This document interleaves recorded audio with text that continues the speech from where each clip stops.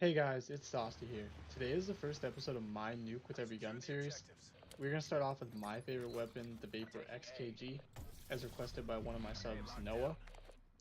In this series, I'm going to go in depth into each gun and give you every piece of information possible about the gun itself. After that, I'm going to explain my class setup and why I chose each attachment or perk or gear that I did, so it can make more sense to you guys watching. And finally, I'll try and explain my map movement and how I play with that specific gun, because every gun in this game is so individual and unique that they all have at least slightly different playstyles that you really have to utilize to get the maximum potential out of the gun. So with that quick introduction to the series, let's start off with the VAPR, which has the second fastest fire rate among all assault rifles, being able to output 667 rounds per minute. And if rapid fire is equipped, the VAPR is then able to put out 712 rounds, which is a large increase. The only AR that has a faster fire rate is the Maddox. Next up, we'll talk about the ADS speed, which stands for aim down sights, which through all ARs is a base 300 milliseconds. Although the VAPR is one of the two ARs which doesn't have the ability to use quick draw, leaving it tied for last on ADS when factoring that in. When talking about reload speed though, the VAPR is king. Comparing base stats of all of the ARs, it has the fastest reload speed coming at 1.47 seconds, and if we're talking about including fast mags, it's still the fastest at 0.98 seconds, which is a great increase. And when talking about reload speed, it's also important to factor in the magazine size of all the weapons, which for the VAPR it's 35 at the base stats. There's only one AR that's above 35, which would be the Maddox, and there's only one AR that's below 35 bullets in a magazine, which is the Rampart, leaving it dead middle of the pack, so the fast reload speed really puts it ahead of those ARs. But when talking about damage, the VAPR is one of the weaker ARs, with a base damage of 34, which is only ahead of the Maddox. It also has a very quick damage drop-off. After 12 meters, the damage drops off to 32 damage per shot, and anything beyond 37 meters is 29 damage. This means that the gun, if you hit all body shots, is a 5 to 6 shot kill weapon. With all these stats, we can figure out the time to kill. On this weapon, if you had 100% accuracy and no rapid fire equipped, the time to kill for the VAPR can be anywhere between 450 to 540 milliseconds depending on range, and if we equip rapid fire, the time to kill falls off to 420 to 510 milliseconds, which is about a 15% increase in time to kill. But when talking about time to kill, it's also important to factor in accuracy of the weapon, which with the VAPR, it's got a very vertical and slightly to the left recoil pattern. Since every gun in this game has a very predictable recoil pattern, it's patched in the game. So if you shoot at a wall, it's always going to go up and slightly to the left, meaning that it's really easy to control, even at range, the recoil of the VAPR, allowing you to be very accurate. So I would say these time to kill estimates are pretty accurate for any average player. With all this information, it's time to get to the best part of the video, the class setup. Firstly, let's start with attachments. I like to rock the ELO sight. This is mostly preference though, but I would recommend ELO or reflex since the iron sights on the VAPR are pretty bulky and boxy, and at long range can cover parts of your target, which will drastically affect your long range accuracy, lowering your time to kill, and it'll put you at a large disadvantage. Next up is the suppressor. As being one of the few assault rifles lucky enough to have the ability to use it, I highly recommend it since it has virtually no effect on range, meaning the shots to kill and the time to kill stay the same, whether you run suppressor or don't, so you're better off running it to get the advantage of being hidden when firing your weapon. This allows you to flank or move around the map without being seen on the minimap. And in a game where not every weapon can have suppressor, lots of people really aren't expecting it, so you can really get the jump on people when running it. There's multiple times where I'll come behind enemies and I'll kill one and everyone's standing there but no one turns around to shoot at me, so I basically get 4 free handed out kills just because I'm running suppressor. The next attachment you're going to want to run is stock. Since the VAPR doesn't have the luxury of using quick draw, it really is at a disadvantage if you run around the corner and into someone, especially if they're also running an AR. It'll make your time to kill lower than theirs just because almost every other AR in this game does have the ability to run quick draw.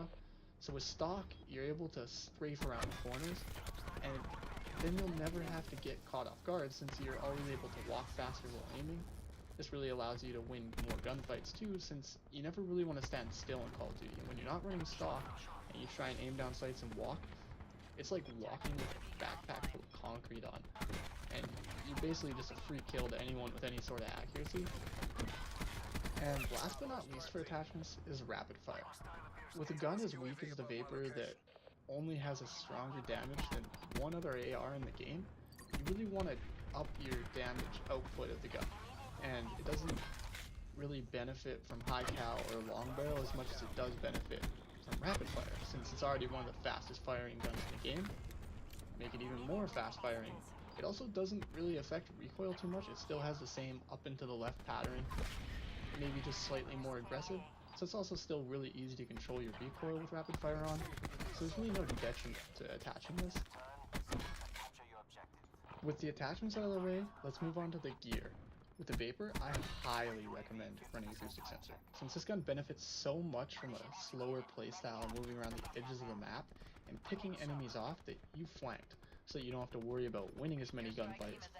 Also, because of the no quick draw, this gear allows you to pre-fire corners, giving you an even bigger advantage, because then you don't have to worry about your disadvantage in the ADS speed, since you already aim down sights, ready for them and shooting before they even walk around the corner.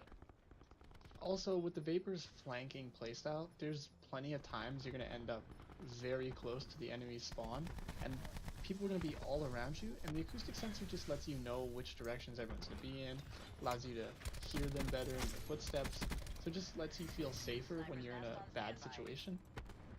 And lastly, with the class setup is perks, and for perk number 1, we're going to be running Scavenger, since on 90% of my classes I run Scavenger, because I'm always going on kill streaks, and with the class setups I'm giving you guys, so will you, so you're definitely going to need it after this video. For perk number 2, we got Dexterity. I know there's a lot of people that think Gung Ho is probably the best perk, since it's banned in esports and all that, but that's really not the way it is, since Gung Ho really only affects your pull-up time if you're going to hip fire. So you don't really need that, and since the VAPR doesn't have quick draw, you have nothing really affecting your pull-up time. That's also why we've chosen stock as one of the attachments, so you don't really have to worry about this.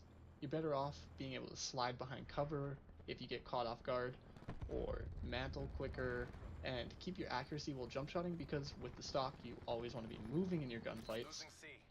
Also, if you get caught in a bad position and you slide behind something, you can also run away, wait for him, and with the acoustic sensor, you can wait for him and then pre-fire when he comes around the corner, giving you the advantage in the gunfight that you were probably going to lose if you weren't able to get behind the cover, since you got caught off guard with a weapon that doesn't have a very high damage output.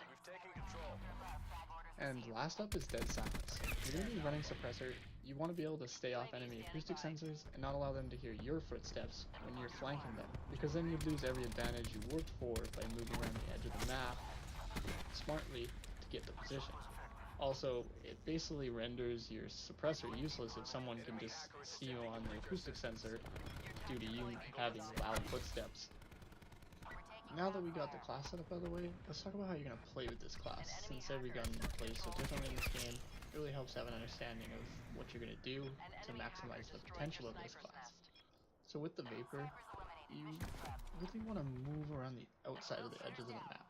Just imagine that the whole middle area is off limits. You don't want to be there. And this is due to the fact that the VAPR isn't very good on one-on-one head-to-head gunfights, since it doesn't have a very high damage output, so most SMGs and ARs actually outclass it damage-wise, so you really want to get the jump on people, or at least have an advantage in every gunfight you go into, because it's not like the Maddox where you can just jump at everyone and just run around like a madman. This gun, you really gotta move around the edge of the map and be really methodical about how you play, so that every gunfight you get into is on your terms. And that's why we're running the acoustic sensor and the suppressor and Dead Silence, so it'll allow you to be more sneaky and stay away from them. As you can see here in the gameplay, I'm staying on this left edge here since I know that they're spawning at A right now, and keep moving to this truck for the head glitch, so that every single gunfight I get on head, I'm able to have an advantage over the people that are just running up over the hill to see me. I'm also aimed down sights before they are, and I'm ready for them as they come. And here you can see I shoot the guy, I see it's a bad gunfight, and I go to peel back around the corner. Luckily I got the kill. I honestly didn't think I did in the gameplay, but I got it, that's all that mattered. But the main decision I was making is I popped around the corner, aiming down sights, and as soon as I started getting red, I popped back around the corner, knowing that I was hurt, I wasn't at an advantage, and if I didn't kill him there, I was going to leave him alone and let him come to me. And I just keep running this kind of same rotation because I know that they're going to spawn down at A, and then after they flip up, they're going to be spawning at church. In every gunfight here, I'm on the head glitch. I'm ready for them. They're not ready for me, and that gives me the advantage, even though my gun may be weaker than them.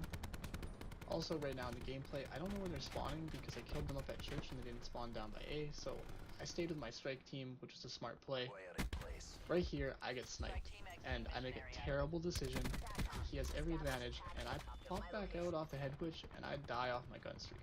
There's no reason for that to happen. I should have played smart. As soon as I got hit, and I was lucky enough to survive, I should have backed off. I should have went away, went around, found a different route to attack that, because that one kill really means nothing in the grand scheme of things. If I would have went around, I would have just got more kills somewhere else that were under my circumstances in the gunfight. Here I'm capping A just to get the game over with. Now that I died, we were kind of just playing it out since I was on a gun streak, but now we're trying to win, get it over with. And coming up here, you're going to see a mistake that I see a ton of people make. It's an awful habit that I have, that after I die on a gun streak, my gameplay becomes not so safe, and I don't play how I was that got me there in the first place. Right here, I saw that there's two people. I could have easily went back. They weren't shooting at me yet. And I still stayed in the hallway just to try and get the kills, because I was upset that I died earlier, and I just didn't care anymore. But when you're trying to do well, you should play the way that got you there in the first place, which is playing safe, playing smart, keeping everything in my advantage, which I didn't do. And right here, I'm running to the A spawn since my team just called out that they killed them off C, so I know they're going to flip to A. And we have a chopper in the air at the moment, so that means that if I run there, they're also going to be in the air shooting up at the kill streaks, which happens a ton. If you're going for nukes or just a lot of kills, anytime there's a streak in the air, be sure to check the spawn, and you'll usually get 1 to 3 kills of kids who just want to destroy your kill streaks. Right here, I'm checking out the sick skin that I just got, the Vampire Slayer.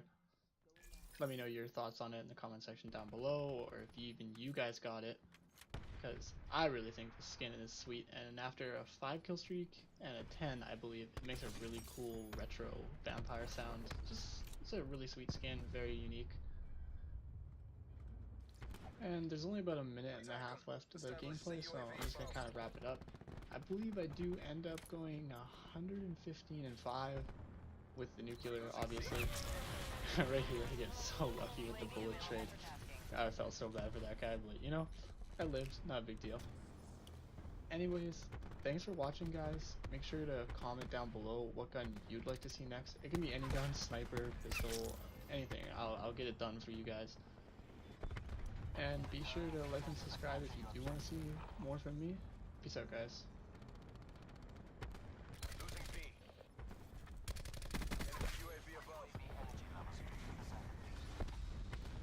Sniper's nest on standby.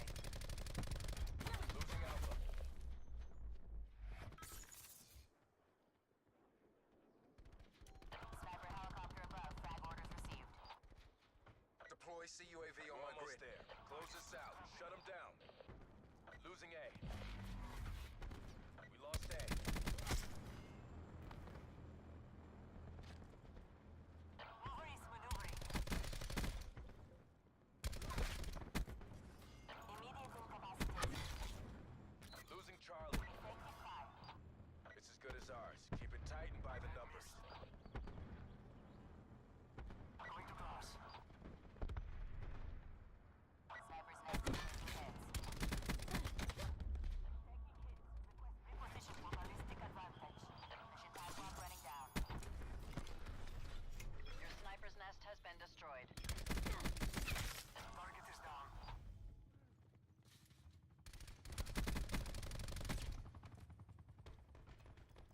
You make this look easy.